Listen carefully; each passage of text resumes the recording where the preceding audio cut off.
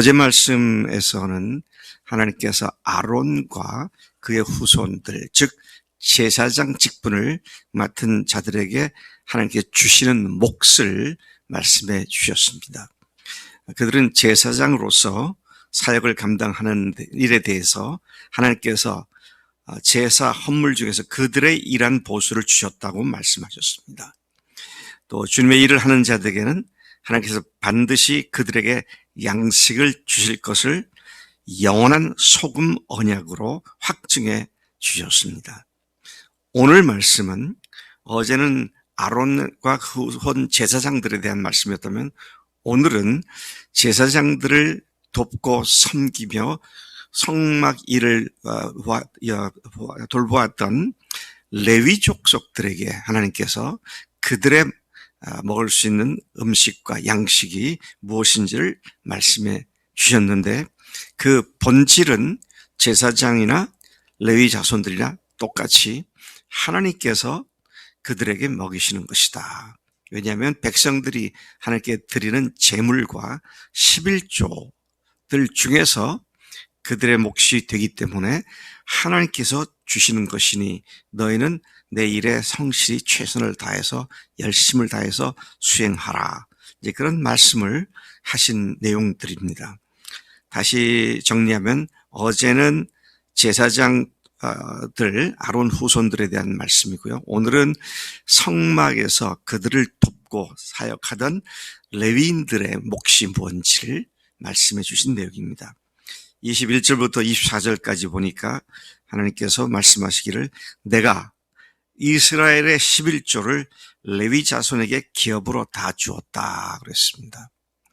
이스라엘의 11조, 그러니까 이스라엘 사람들이 소득을 얻게 되면 11조를 함께 제물로 바쳤잖아요.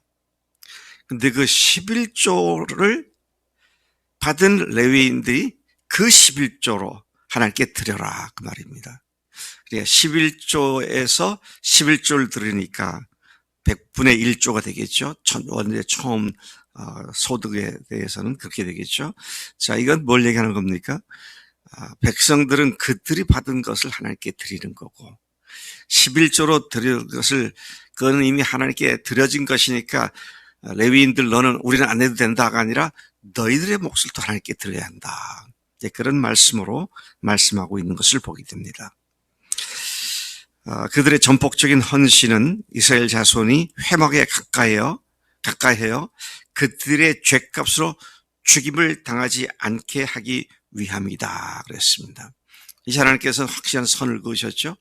지성소에 들어갈 수 있는 또 성소에 들어갈 수 있는 제사장, 또 제사장 일을 섬기고 돕고 회막 일을 보고 있는 레위 족속들, 그리고 일반 국민들, 일반 이스라엘 지체들, 그렇게 세 그룹으로 나누었고 첫째와 둘째 성막에서 일하거나 제사를 드리는 사람들에 대해서는 내가 너희들의 기업이다.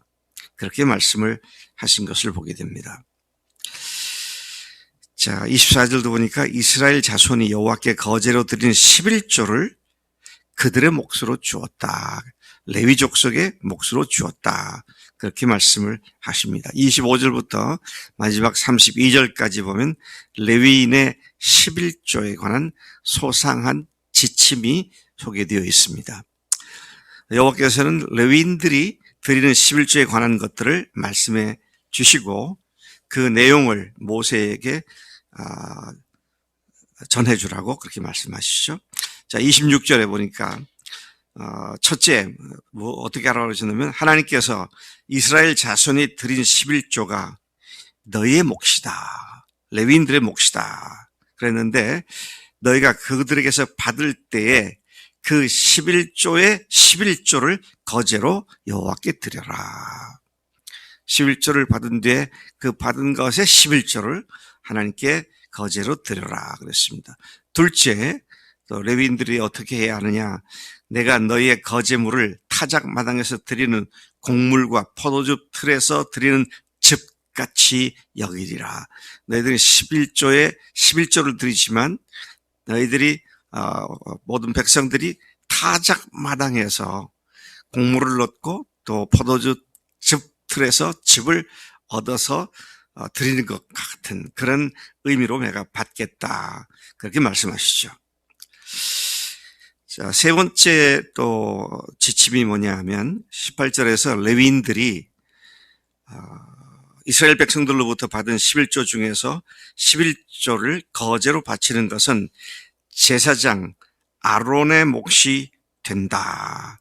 자, 백성들이 드린 11조는 레위인들이 드린 11조는 제사장 아론과 그 가족들, 그 후손들의 것이 된다. 그렇게 말씀하십니다. 28절, 너희는 이스라엘 자손에게서 받는 모든 것의 11조 중에서 여호와께 거제로 드리고 여호와께 드린 그 거제물은 제사장 아론에게 돌려라. 그렇게 말씀하셨습니다. 그다음에 네 번째 또 지침은 하나님께 바치는 것은 가장 좋은 것을 바쳐라. 가장 좋은 것을 바쳐라. 주님 앞에 헌물을 드릴 때, 예배하면서 헌금을 드릴 때 가장 좋은 걸 드립니까? 가장 좋은 거는 다 돈이니까, 요즘은 짐승이 아니고 곡식이 아니니까 가장 좋은 것이 뭐 따로 있겠는가? 돈이다.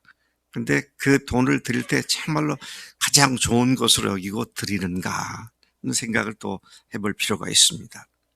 29절이 그렇게 말하죠. 너희는 이스라엘 백성에게서 받은 모든 예물 중에서 가장 좋은 것을 나에게 바쳐야 한다. 이어서 30절에 보니까 백성들이 추수하여 예물을 바치고 남은 것을 그들이 갖는 것처럼 너희 레위인들도 제일 좋은 것을 바치고 남은 것을 너희가 가져라. 이 원리는 가장 귀한 예물을 하나님께 드려라. 가장 귀한 마음으로 드려라. 그런 말씀이죠. 다섯 번째 지침은 또 뭐냐면 레위인들과 그 가족들이 백성들이 드린 11조를 언제나 어디서나 먹을 수 있는데 그 이유는 그것이 회막에서 일한 그들의 보수이기 때문이다. 하나님께서는 일한 사람을 그냥 빈손으로 돌려보지 않고 먹을 것을 주시는 보수하시는 하나님이시다. 이런 말씀입니다. 자, 그 다음에 이제 또 계속해서 32절에서 보면 여섯 번째, 하나님의 말씀대로 순종함은 죽고 사는 문제가 달린 것이다. 32절입니다. 너희가 가장 좋은 것을 나에게 바친 후에야 그 나머지를 먹어도 죄가 되지 않지만 너희가 그것을 바치기 전에 이스라엘 백성이 드린 거룩한 예물을 먹어 더럽히면 죽음을 면치 못할 것이다. 하나님의 말씀을 문자 그대로 순종하는 것은 우리에게 좀 더 좋은 것을 주시기 위한 것이 아니라 죽고 사는 문제가 달려있는 그런 문제다 하는 것이죠. 그래서 우리가 주님 앞에 고백하는 말이 그거 아닙니까? 지금 이게 레위인들에 관한 얘기지만 오늘 우리가 이 말씀들은 또 오늘 모두에게 해당된 말씀인데요. 그래서 여러분들이 잘 아시는 대로 우리가 살아도 주를 위해 살고 죽어도 주를 위해 죽나니, 그러므로 우리가 살아도 주를 위해 살고, 그렇죠? 사나 죽으나 다 주의 것이로다. 이를 위하여 그리스도께서 죽었다가 다시 살아나셨은즉, 그러나 그러지 뭐겠습니까? 죽은 자와 산 자의 주가 되려 하십니다.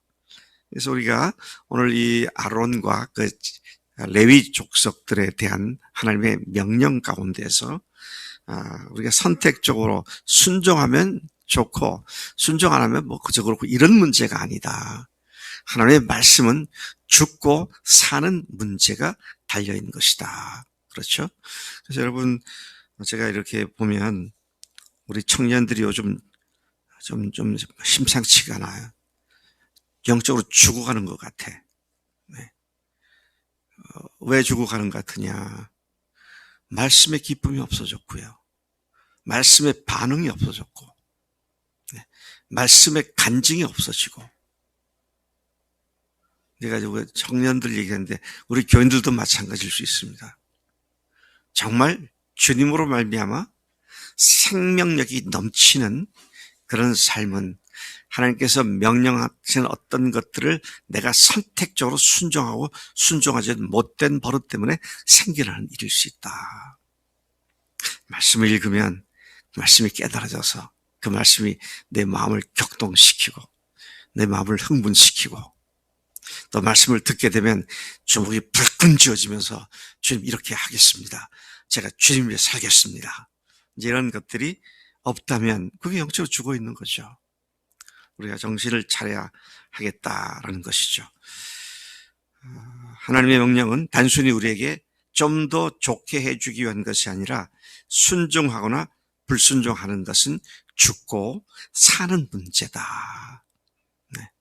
이제 다시 이 두 대상자 아론과 제사장들 그리고 레위 족속 이들에게 공통적인 하나님의 말씀은 뭔가요?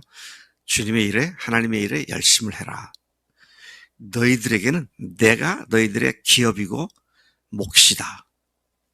그러니 내가 너희들을 먹일 테니 먼저 너희들이 할 일에 최선을 다해라.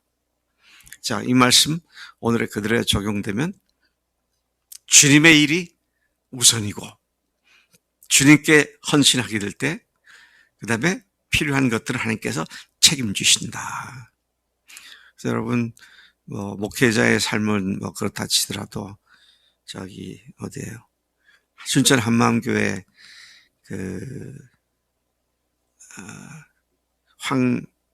황종안 형제 스시집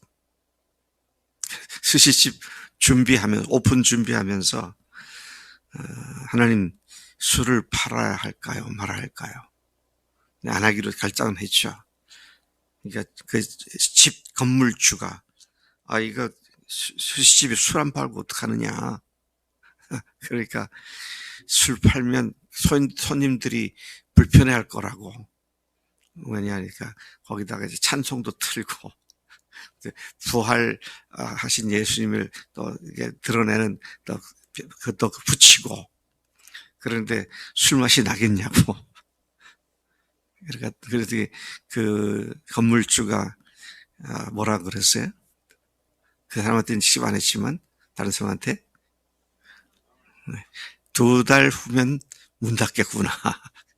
근데 지금 춘천 시내에서 첫 번째, 두 번째 매상을 올리는 그런 역설적인 하나님의 역사가 있음을 봅니다. 하나님은 하나님의 말씀을 믿고 그분께 베팅하는 사람들을 존귀히 여깁니다. 말씀을 믿고 그분께 베팅하는 사람. 오늘 우리가 그러한 하나님의 은혜를 풍성히 누리고 생명력의 역사가 늘 넘쳐날 수 있도록 주 앞에 나가 엎드리고 기도하시기를 바랍니다. 하나님 아버지 감사합니다. 저희들이 무엇을 하든지 먼저 주님의 나라와 주님의 의를 구할 때에 하나님께서 반드시 갚으시고 먹이시고 책임지시는 것을 믿습니다. 주님의 말씀을 믿고 정말로 그 말씀에 내 자신을 완전히 베팅해서 하나님이 내 속에서 역사하시는 것을 나뿐만 아니라 주변 사람들도 확연하게 경험하는 그런 믿음의 행보를 계속할 수 있도록 우리를 믿음으로 세워주시고 담대함과 또 주님께 대한 철저한 신뢰로 넘쳐나도록 역사해 주옵소서.